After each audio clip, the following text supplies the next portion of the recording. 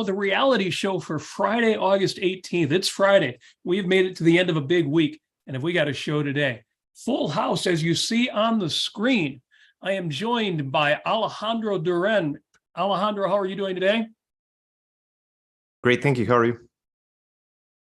Things are good. Things are good. We have got the artist, John Wass, is in the house. John, how are you doing today?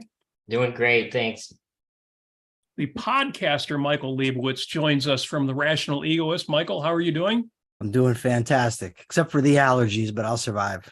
Well, that's what the mute button's for when those sniffles come on. That's what I do. We are professionals. We have access to those technologies. Jonathan Honig is in the house. How are you doing, Jonathan? With you and our global worldwide audience, Robert and Amy, I already see streaming into the super chat. So it's great to be with our entire philosophy posse to end out the week.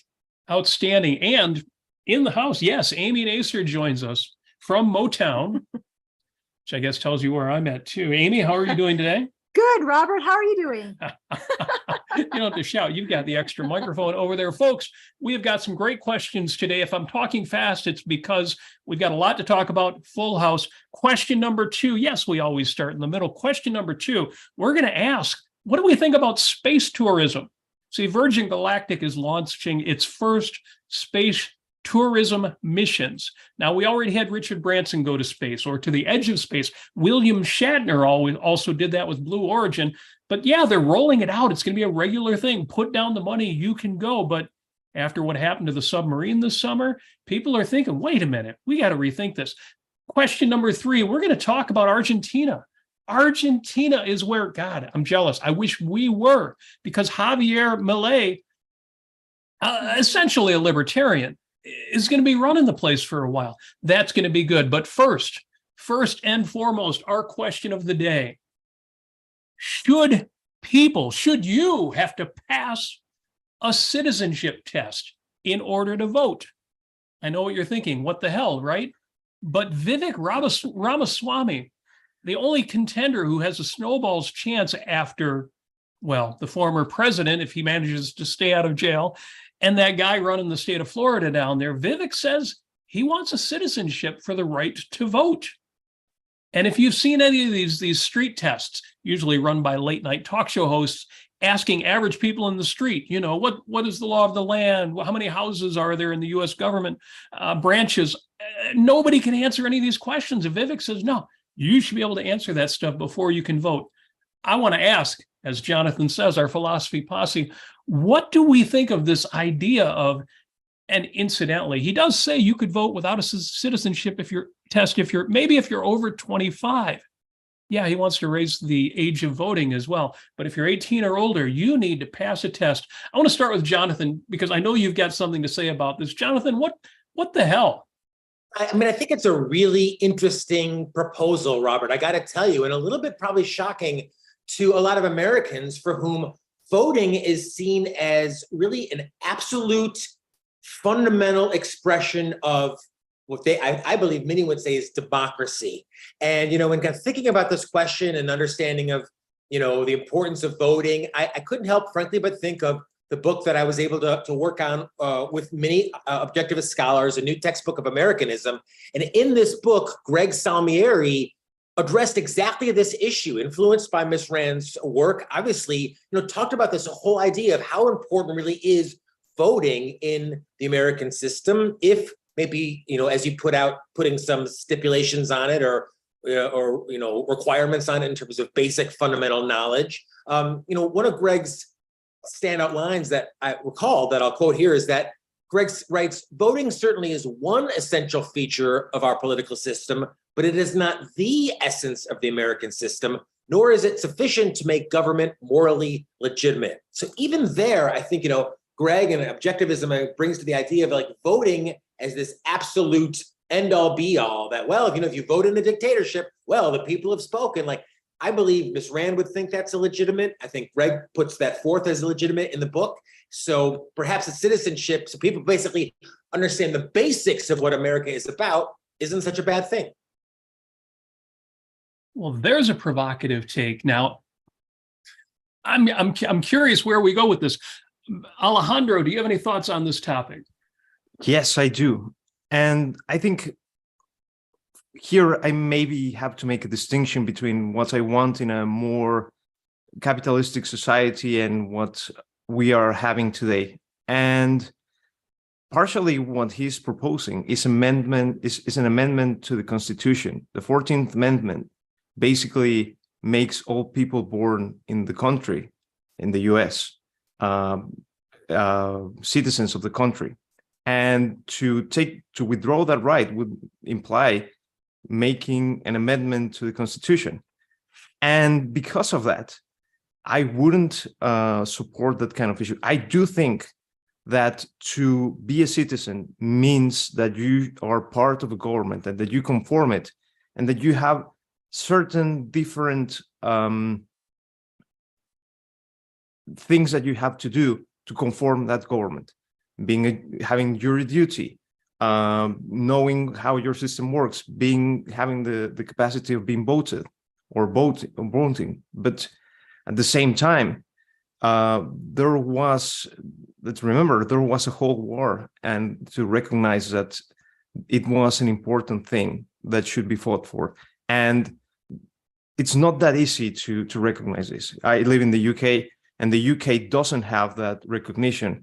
And it's quite messy if you, for instance, immigrate to the country and you have children, they won't be citizens of the country. Now, this is interesting. We're getting more substantial answers than I was expecting. Mm-hmm. I'm going to keep going down the list here. I want to know what John Wask, have you got something to say about the idea of, well, maybe people should be required to prove that they have a certain amount of knowledge, that they could pass a citizenship test in order to vote. What do we think of that, John? Yeah, I go back and forth on this one. I've heard the argument before. On the face of it, yeah, I would think that there's nothing fundamentally wrong with requiring it. I mean, after all, right now, you're basically getting your right from the location where you're born, which isn't the source of rights. The source of rights is your rational faculty, or that your capacity to use it, I should say. But the government also requires all kinds of things that you have to get approval for, licenses, and you can't even buy cigarettes or alcohol till you're 21, but yet you can vote when you're 18. I just see lots of inconsistencies in that I don't know if this is the answer. Again, it does bring me caution that it has to be an amendment to the Constitution. But I don't see anything philosophically wrong with it, in the sense that people should know what's going on in their government before they should vote. And I know a lot of people that don't. But at the same time, I don't think it's a fundamental issue. I don't think who's voting or the number of people voting is the primary problem. It's the mixed economy, and voting is never going to change that. Very interesting, It's John. the acceptance of the nanny And John, state. both are willing to entertain this. I think, I wonder, unless you have more to say, I want to hear what Michael's got to say. I'm expecting Michael is going to have something different to say about that.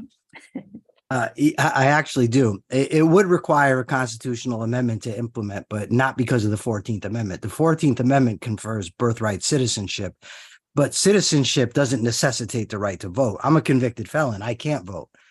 And until the 60s, you couldn't vote until you were 21. I think it was the 60s, and I think it's the 25th. I think it was the 25th. Might have been the 26th Amendment. Made the age 18, which is why you would need a constitutional amendment. But voting to me is not so sacrosanct. I've heard people say it's the most important right. Voting to me is supposed to be a safeguard of liberty, but it isn't a guarantee unless you have an educated populace. I mean, the Nazis voted in, the Germans voted in the Nazis. When they gave them the vote in Gaza, they voted in Hamas. In Egypt, they voted in the Muslim Brotherhood. So voting is no guarantee you're going to have a good result. It's far more important to me that the government be based on sound principles than it is who actually gets to vote. And it might be a good thing if people actually had to be educated before they could vote, given that their vote affects everybody else, not just themselves. Fascinating.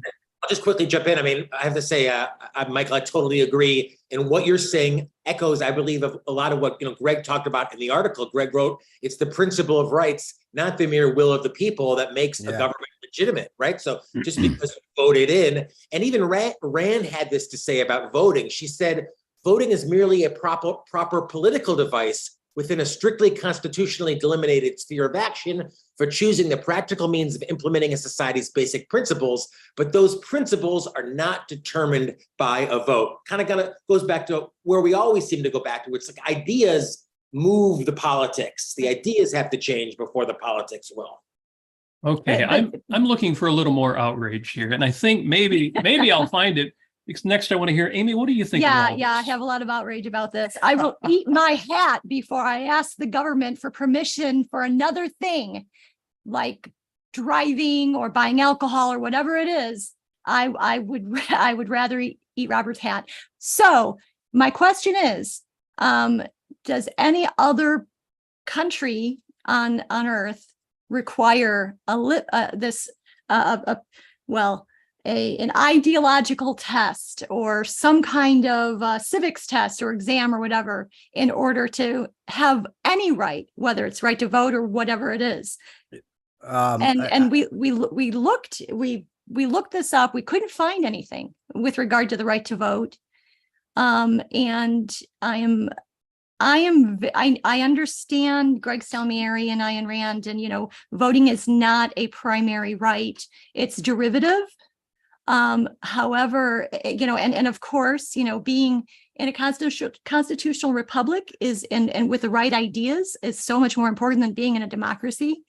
But the right to vote is a right, and we should hold on to it. And we should not give the government more power to say, oh, no, you can't vote until you're 25. You can't vote. I would even go so far as to entertain the idea that as soon as you get a job, as a teenager, for instance, you might have the right to vote because you are being taxed.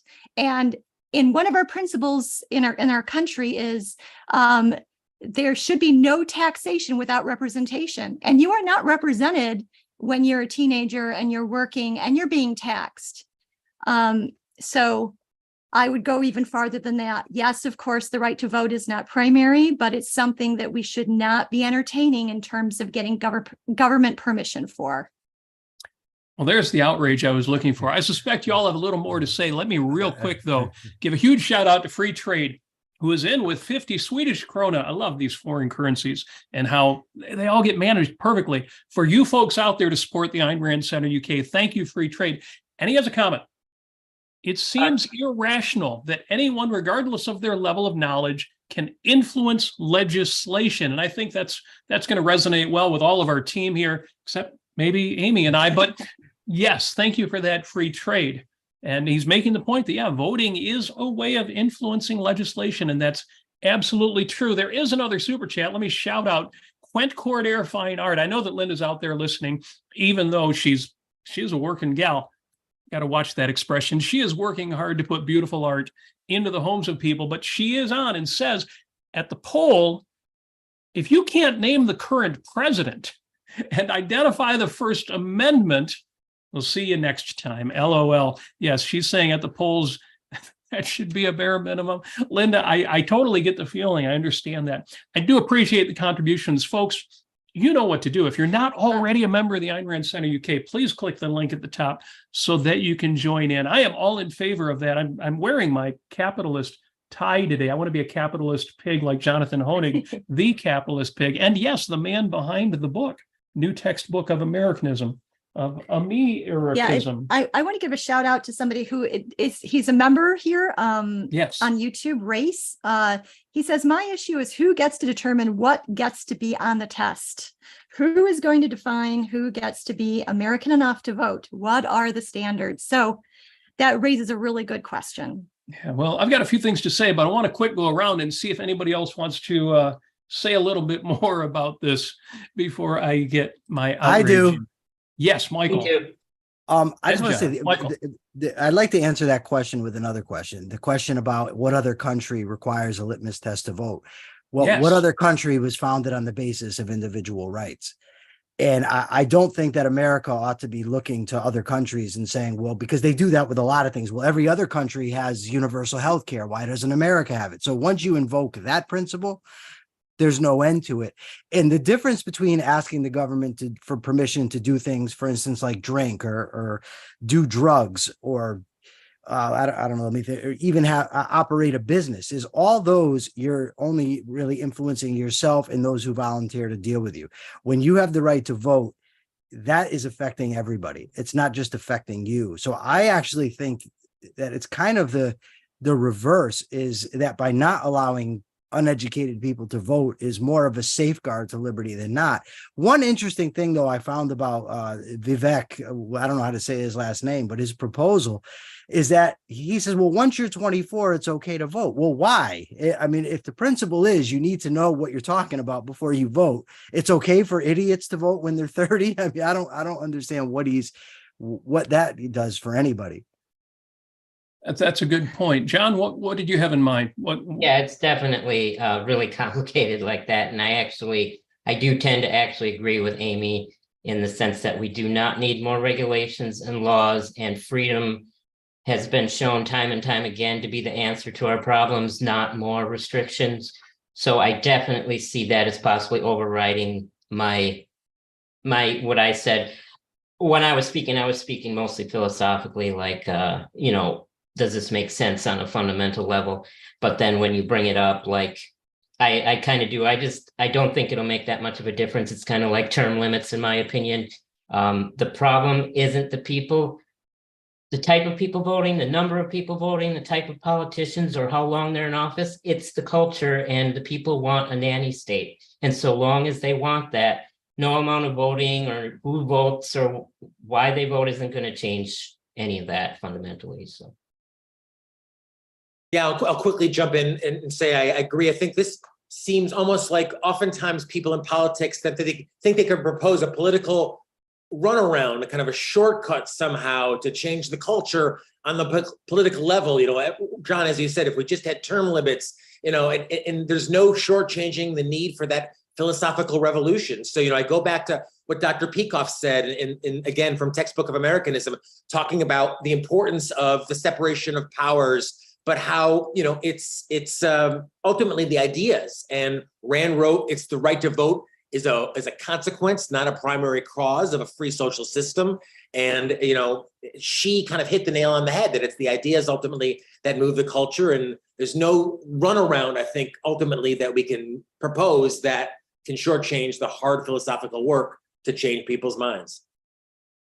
I would go further, and I would say we need to keep voting rights in place as they are. I think that would be reasonable in this context.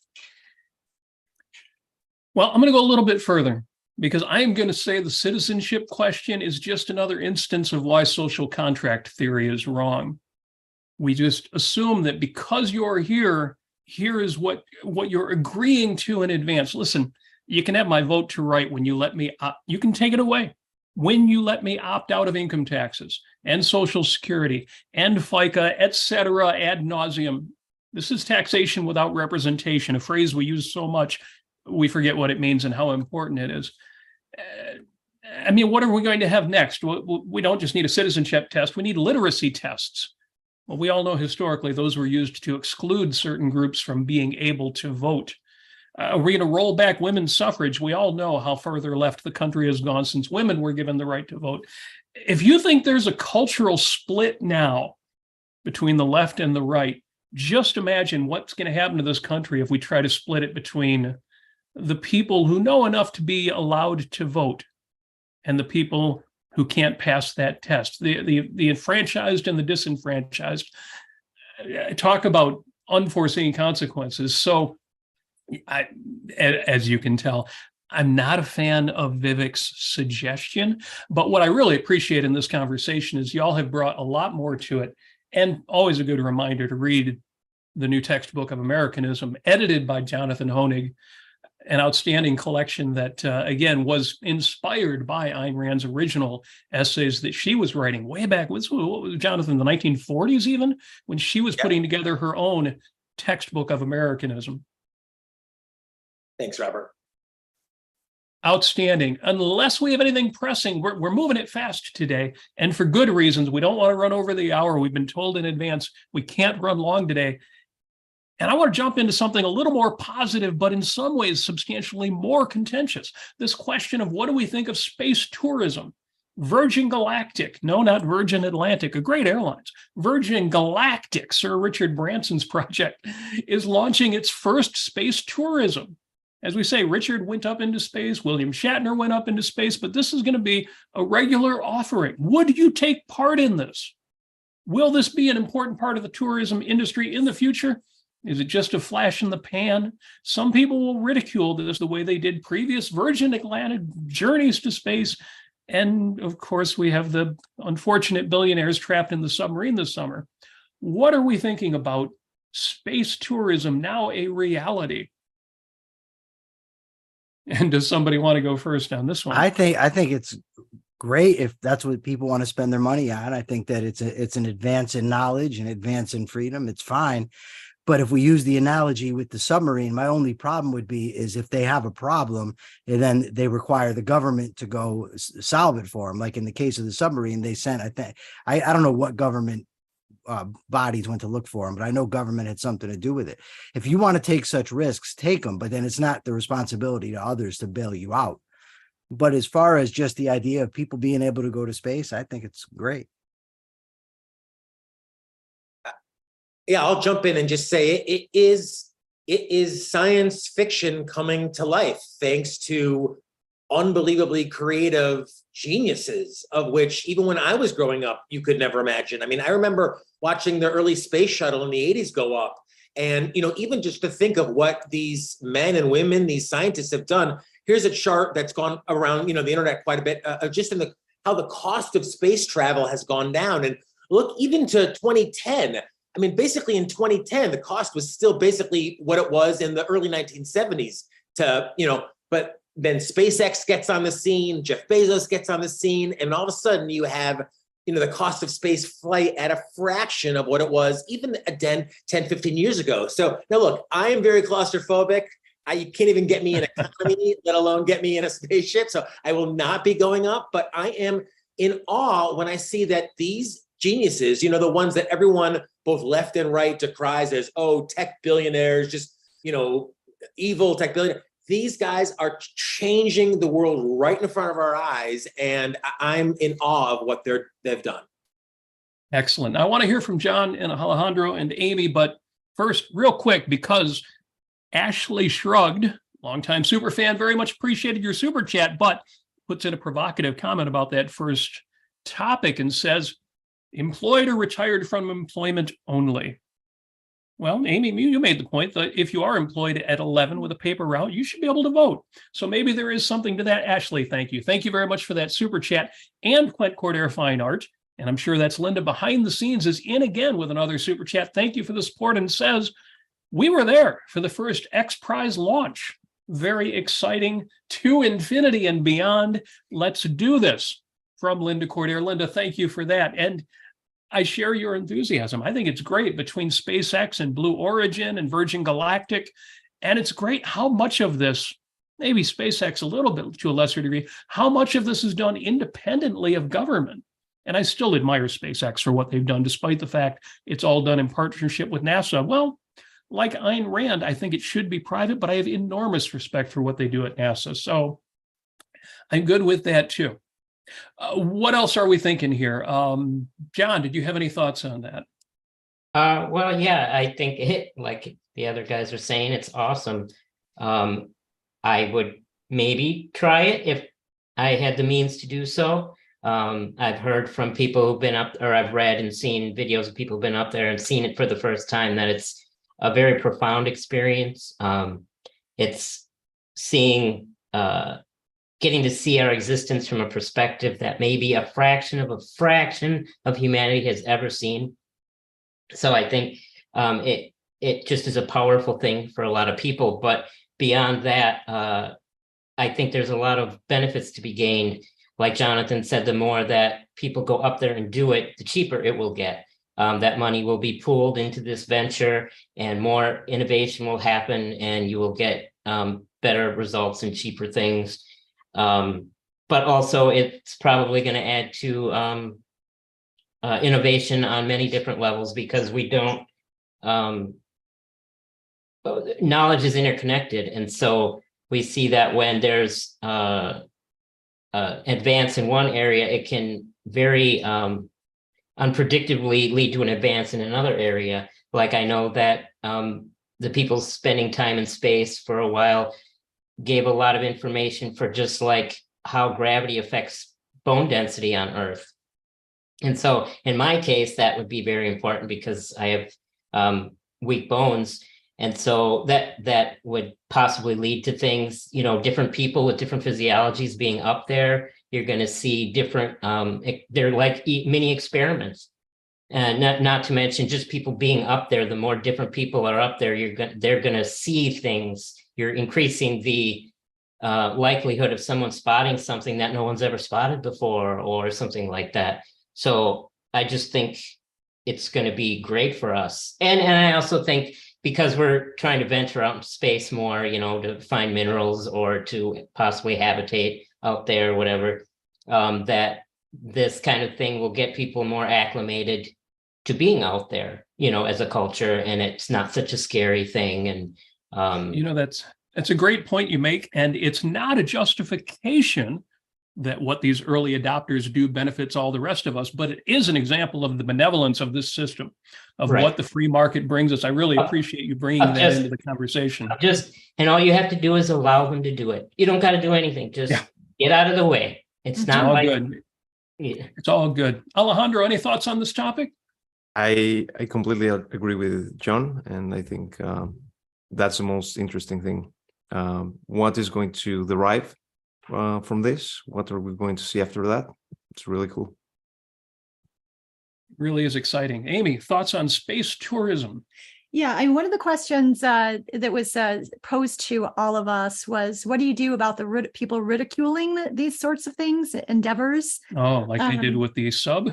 Yeah, well, I mean, yeah, you're going to have that. You're going to have some accidents. I mean, for all that we've done so far, the fact that we haven't had so many accidents is incredibly just amazing. That's that you should definitely have that be said, that this is, you know, accidents in this endeavor is very rare still. And I don't see it being becoming a problem in the future. The more advanced that we get, you know, to those people who would say, well, you know, oh, those billionaires, they're just, you know, frivolously spending their money on some sort of daredevil situation, you know, and they're just going to go up and get their cheap thrills because I don't, I'm just guessing is what they would say. Oh, it'll get all that and worse. How dare they? You know, people are starving or something. Yeah. So anyway, you know, the way that I approach those sorts of people is, do you really want to kill people's aspirations to explore, to reach the highest of heights in their lives? You know, and it's not just space exploration, it's spelunking in caves. And, you know, all of those sorts of things definitely need money behind it, and exploration, and teams of scientists and archaeologists and all the special sciences behind it. Do you really want to squash and shackle that kind of ambition, that sort of aspirational activity and free association among people who want to do that? And of course, you know, it's sort of, well, there used to be an aspiration with regard to parents and their children saying, someday I hope little Johnny or little Sue will become an astronaut someday. And I hope that we can bring that perspective back, that encouragement of this kind of amazing activity, human activity. And I'll quickly just jump in. If you want to be as, I think, inspired as Amy's alluding to, go back and read Ayn Rand's essay on Apollo 11, which she witnessed. This is for free on the Ayn Rand Institute website. And, you know, Ms. Rand even talks about how, yes, it's through the government, and, you know, she acknowledges all that, but just kind of, I'm paraphrasing that, kind of steps back and is in awe of just this incredible human achievement, and all that, as our panelists said, comes with the big picture ramifications that come along with it. So as Amy said, don't squash that incredible individualistic ability to explore the universe, and only man's mind can do it. So that's, I think, a great place to start is Rand's Apollo 11. Yes, Absolutely.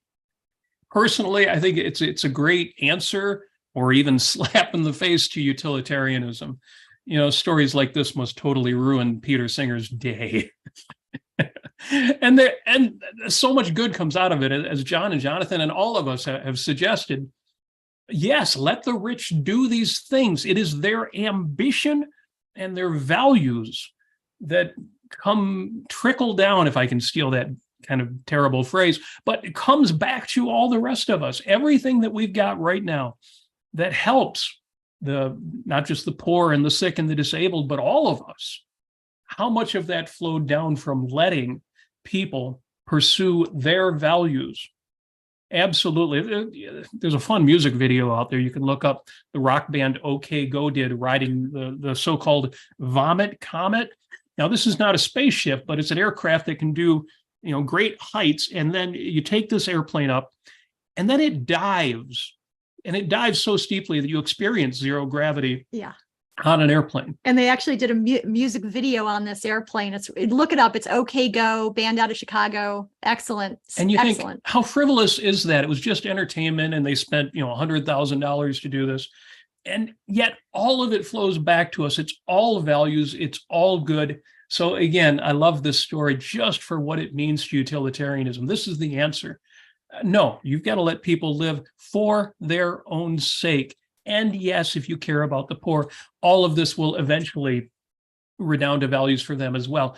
That again, as I said, when John was bringing in this very important point, this is not the justification for freedom, for free markets, for capitalism, but it is an aspect of why free markets are reality and the benevolence of those systems.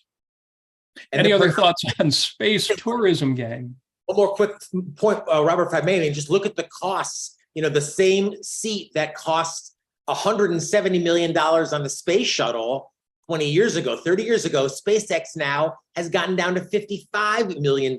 So it's, that, if you will, even a little bit of for-profit tourist element is actually making this complete space fantasy a reality for everyday people. Well, and that's how most of our technology that we are using today has come about, from cars to TVs to airplanes. Only the very, very rich could do it at first. And now we all have access to this because we let the rich play with it, basically. Yeah, $55 million a seat. And yet, when you consider, the hundreds of millions of dollars it took to send one or two astronauts into space, and as the great numbers that you're showing us, Jonathan, suggest, 5 years from now, you're not going to believe where it goes from here. It only gets better if you leave them free to do that. And we're talking about money. That's why I couldn't resist wearing the money tie today, because this is going to connect all of our stories today. Our third topic, Argentina. Argentina, of all places, may have a libertarian president. Now, before I get into that, we do have a super chat. Speaking of money, we're going to keep getting back to this money theme. Free Trade is in with a super chat. Thank you for that. And Free Trade's comment is, and this gets a little bit into what a few of us were saying, Virgin spaceplane looks too rickety for my taste. I'll wait for something more solid that actually achieves orbit. Industry needs radical deregulation. Yes. I agree. As Jonathan said, I don't know that any of us want to cram ourselves into, but 5 years from now, I'm telling you, it's just going to keep getting better, and you won't believe it won't just be going to the edge of space and experiencing weightlessness. I think they will put you into orbit. I think that's going to happen. But either way, thank you for the super chat. Now we have another super chat in from Linda, good people at Quaint Court Air Fine Art, and says, this is a great point that she makes. Brian Larson. Folks who know Quaint Court Air Fine Art, you know who Brian Larson is. If you don't, go to courtair.com, CORDAIR.com. Brian Larson celebrates the dream of space every day in his paintings at Quaint Court Air Fine Art. It's a recurring theme. And Brian Larson is a great artist. He could paint anything, but he has this love of space and space travel and adventure. And It is in his art. So definitely take a look at that. And a super chat from Frank Grail. Thank you for that. And says, all that dollars just to look out a window and see black. A bit of a wah kind of comment. You're right. It is a lot of money to spend. And in some of these, minute and a half or 5 minute up, back down again. But you know, for a 90-year-old man like William Shatner to be able to do that, I mean, it was, if you ever want to hear a great response to this, just listen to William Shatner when he comes back from that trip. right. He is so in awe of human achievement. It's very, very inspirational. It is. You can tell he loved it and it was worth every penny. And $1 million is some of us have different budgets than others. I'll just put it that way. Value is contextual. So there you go. Now, again, our third question, it's all about the money, right? Well, it's all about economies. It's all about finance. That's why I'm glad we got Jonathan Honig on the show today. Number 3, Argentina may have a libertarian president. Man, for a while, it looked like Argentina was going the way of Venezuela. We have over 100% inflation. Crazy. But Javier Milei, now he opposes abortion because he considers it, now this is interesting. This sounds pretty libertarian too. He considers it a violation of the non-aggression principle. So in other words, he seems very close to the so-called paleo-libertarians. It could turn this country around. Now, I have my opinion about what the end result of this is going to be, but what do we think about Javier Milei, a close to libertarian, really as good a definition as you really get of what a libertarian is, in Argentina? Who wants to go first with this one? I'm pretty excited about it. I do. Alejandro. So I think I have an advantage in the sense I've been listening to him probably for 7-8 years before he was any kind of political candidate. And he's very important within the libertarian movement of Latin America. He used to be relatively close to Gloria Alvarez, which has been in this channel. And he's probably with alongside another guy who's called Juan Ramon Rayo. He's probably in the Hispanic world the most salient libertarian. And he's been famous because he goes to TV and he is someone that doesn't hold any punches. He likes to talk the talk, and he wants censor himself to avoid maybe even making cry some of the presenters. And I think that's probably his part of his appeal and the thing that I'm looking forward in his campaign, regardless of what he thinks, which I don't completely agree with him, and I don't support his whole platform. I think that the most interesting thing of him is that he doesn't talk the politicians' talk. He talks about ideas. He talks about right and wrong. He talks about sorting issues from a principle base. He's not talking about, well, let's make this tweak over here. Let's take away the central bank. Let's take away all these ministries that doesn't work. Let's remove all those kind of things. And he doesn't censor himself or try to tame down his talk. He says it.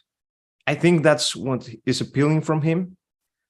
That said, Argentina is Argentina, and it hasn't gotten there just because they have a very specific set of ideas, and I think they are antithetical to his platform. And I think that won't be good at the end. So a very mixed case. This brings to mind the miracle of Chile. We had when Pinochet took over Chile, he brought in, because what did he know about economics? He brought in a bunch of economists, and he brought in economists from the Chicago school, admirers of Ludwig von Mises, and I would say saved the country, even though it didn't stick. Eventually it turned around. And if I had to guess, hopefully Javier Milei, knowing a little bit more, I think, than Pinochet did about liberty, is going to have the same impact. He may save this country, even if ultimately there's a backlash and they backslide. What else? What do we think, guys and gals? What I found interesting is, well, he defines himself as a minarchist, but on the way to being an anarcho-capitalist. And he's against abortion. He's kind of like a real mixture against teaching sex education in school, that sort of thing. And then he admires Donald Trump. But the main thing that stuck out to me was that he says he is against socialism and communism.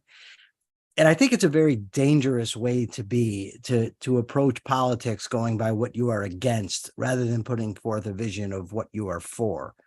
Because by saying what you're against, that's what ends up happening is you end up siding with people like Donald Trump. And we have a lot of that in this country where people line up behind Trump just because Trump fights the people that they don't like. But it doesn't seem that there's much consideration to what you get if he actually wins. I just think it's a very dangerous approach. It's maybe nihilistic. I don't want to say nihilistic because it doesn't mean there's no meaning in it, but it's just, I think it's just destructive and it's not very optimistic and doesn't offer much hope. Well, definitely a mixed case. John, Amy, any thoughts? I don't think he's going to be able to change the culture through politics. I think that altruism is so much in place in our culture and in the world. And in Argentina, I think he might. I mean, the best a politician like that can do is go in and deregulate, and hopefully he doesn't set up any kind of authoritarian structure with regard to reproductive rights, or what was the other one again? He wanted to education in schools. Yeah. Dictate what needs to be in schools. So hopefully he'll leave those alone and he'll just free up the economy, and that would be wonderful. It's interesting that he seems to be on a level with Vivek Ramaswamy in that regard, but they don't have, but he talks about libertarianism, he talks about minarchism, whatever words he used. Vivek doesn't go that far. And on top of that, what is a good candidate in the United States versus what we can only hope for in Argentina seems to be two different things. Now, I was kind of saving Jonathan for last year because I'm going to guess that you're going to give us the real story here as an economist, as a finance guy. But John Wast, before we do that, do you have any thoughts on this? Just that the only thing that gives me hope is that the voters are starting to look at things maybe slightly differently. Yes. But I don't think that he's going to have much ability to do a lot there because it's a pretty crazy mix, if I'm not mistaken, in South America of Christianity and socialism. And but, I also think that things move slowly in culture. And perhaps this is a right step in the right direction, although there are definitely issues with him. But I don't know. It's so hard to predict. My short answer would be cautious optimism as well. But I want to hear what Jonathan Honig has to say. What do you think about this? Well, as I understand it, Argentina is really in economic crisis now, inflation well over 100%. And maybe, Right. your point, oftentimes that type of desperation can bring in some radical ideas. And from what I know, Latin America seems to have a history of this. They get to some really terrible economic straits, and then they actually end up deregulating, privatizing, and then there's periods of growth, like Robert mentioned with Chile, and then they fall back into those old political traits. I'm reminded of a quote that I believe Dr. Peikoff mentioned on one of his podcasts of Miss Rand, who said that there's two ways of changing the establishment. You can make it better or you can make it worse.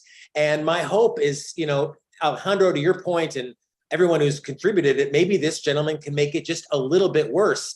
Some of what I pulled from the article, he's named his dogs after Austrian school economists. I guess that's better than German philosophers. He talked economics, and he's talked about dollarization as a shock economic program, which I don't think is a terrible idea. And even Jimmy Carter here in the U.S. made some amazingly long-term good moves for the economy with exactly that deregulation, Amy. Stock commissions were deregulated under Carter, trucking, airline fares, and all of that has benefited us in the years to come. So sometimes even a politician can make a mistake or kind of haphazardly deregulate and can create tremendous wealth for decades to come. So let's hope this happens in Argentina because they need it. Excellent. Excellent. I share that cautious optimism. I've got to say, I think it means something that he was elected. I think that part of it just by itself is a good sign. And I hope that means he's going to actually be able to do some good. And I especially appreciate behind the scenes, of course, Morgan giving us these topics today, because they are mixed and we are right to be careful in our enthusiasm. But I think it's a great way to wrap up the week. Now, the week is not over. And the reason I say that is because upcoming shows at 7 p.m. UK time, it's Finance Friday with Jim Brown and special guest Clive Davis, the director of Ex Nihilo, The Truth About Money. This is going to be good. And it's going to be just 5-10 minutes after the end of this show. In fact, we've been told to wrap up 5 minutes before the hour. So if anybody else has got anything else to say, please get it in now. This has been a great show so far for me. Me too. Thank you all. And thank you to our supporters for a great week, and keep it tuned to the channel and tell a friend. I'm glad you said that, Jonathan, because I want to give a shout out in the chat. You know, you can support the show by becoming a member. AynRandCenter.co.uk, click become a member. You can support the show by putting in your super chats, and a bunch of you have done that today. Thank you. But you can also support the show by being a member of the YouTube channel. You'll see that special icon next to folks' names on YouTube. That is what that means. And Bonnie Bertrand said, one good thing he points out, our politician down there says, politicians, an authoritarian government is what keeps people poor. And that is something that needs to be said. Again, it's not just a utilitarian argument, it's a reality. Benevolence of capitalism is precisely that it does keep people from being poor, or at least provide them the opportunity to lift themselves up. Nick Ortega, also a member of the YouTube channel, says economic libertarians have no chance in the US. Well, it is kind of amazing that somebody more libertarian than anything we're being offered from the right is actually able to win at least one election in Argentina. Again, great show. I appreciate the opinions of everybody on the panel today because it's a great way to wrap up the week. And we're not done yet. Folks, stick around for Finance Friday. Go to the ARCUK YouTube channel and listen to Jim Brown at 7 o'clock UK time, 2 p.m. here on the East Coast. I guess that's bright and early, 11 o'clock out on the left coast. Excuse me, the West Coast. And folks, Alejandro, John, Jonathan, Michael, Amy, thank you for joining us. All of you listeners out there for the reality show. And I got a chat here. What does it say? Not elected. Yes, not elected yet, but he is going to, well, all indications are that Javier Milei will be winning this election.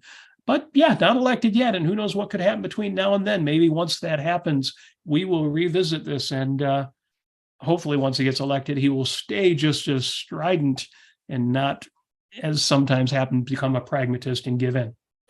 It's going to be good. It's a good conversation. Guys, thank you very much. Everybody out there, the best of premises to you all. Join us at the top of the hour for Jim Brown.